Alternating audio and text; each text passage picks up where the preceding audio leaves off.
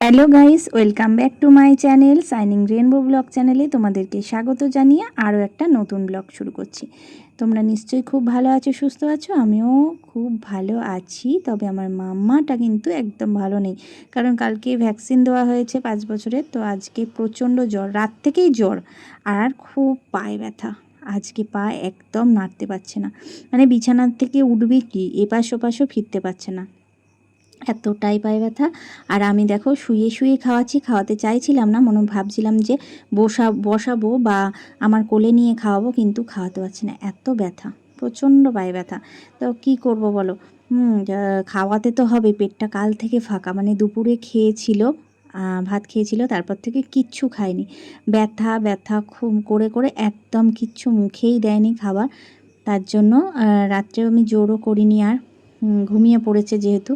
আজকে সকালে তাই ভাবলাম একটু দুধ মুড়ি মেখে দিই যাতে খেতে পারে। দেখো একদম ছাতুর মতন করে দিয়েছি মুড়িটা, মেখে খাওয়ালাম, অল্প অল্প খেয়েছে, আর খানিকটা পরে রেখে দিয়েছি খাবে। আজকে বন্ধুরা ডিমটা করছি, রান্নাঘরে এলাম, রান্না তো বসাতেই হবে।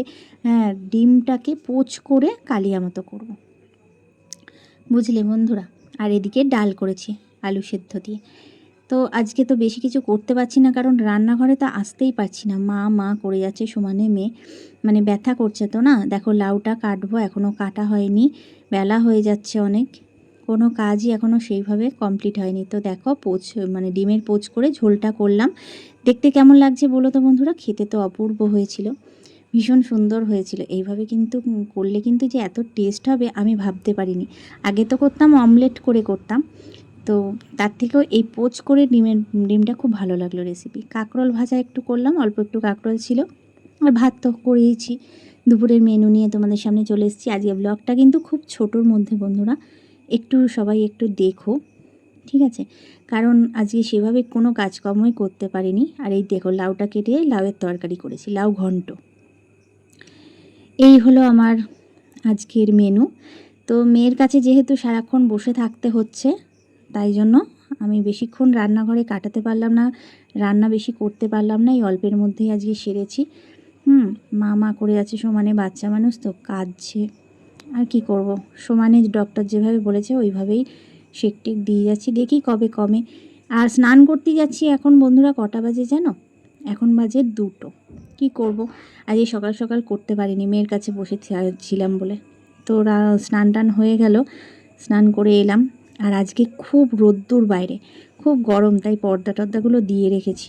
এত গরম, রোদের তাপ আসছে, আর মেয়েটা তো আমার এখানে শুয়ে আছে, ওই যে দেখতে পাচ্ছ মাম্মা শুয়ে আছে ওখানে। আর এত তাপ আসছে না, একদিন দেখো মানে কতদিন ধরে বৃষ্টি হচ্ছিল, আজকে যেহেতু একটু রোদ উঠলো কি না উঠলো, গরম কি, প্রচণ্ড গরম। তো বিকেল হয়ে গেছে, 3:30 বাজে, ছেলে যাচ্ছে পড়তে, বাবান যাচ্ছে এখন পড়তে। আজকে ওর একটু দেরিও হয়ে গেছে, তাই বললাম যে একটু সাবধানে যাস, বেশি জোরে সাইকেলটা চালাস না, আস্তে আস্তে চালাস। আর দেখেছো রোদ্দুরটা দেখো, এখনও কত রোদ।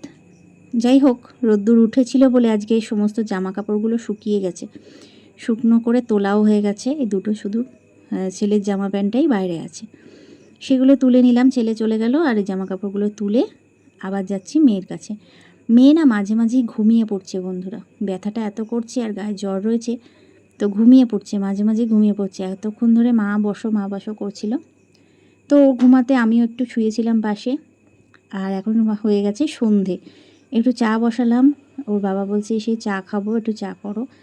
তাই আমার হাজব্যান্ডের জন্য আর শাশুড়ি মার জন্য একটু লিকার চাই করছি, কারণ ওরা সন্ধেবেলা একটু সকাল সন্ধে একটু লিকার চাটাই ভালোবাসে। তো এইটা তো আমার শাশুড়ি মার জানোই, স্টিলের গ্লাসে খায়, আর এটা আমার বরের। তো দিয়ে আসি, চলো ওরা চাটা খাক। আর মেয়েকে একটু মুড়ি দিয়েছি, কিচ্ছু খাবে না, বলছে একটু মুড়ি দাও, বসে বসে খাবো। তো এখন যেহেতু ব্যথা করছে, জ্বর রয়েছে গায়ে, তাই তেমন কিছু খেতেই চাইছে না। এই দেখো অনেক কষ্ট করে ওরা পিসি এসেছিল, তো কোলে কোলে এনে এই ঘরে বসিয়ে দিয়েছে, একদম তো উঠতে পারছিলই না।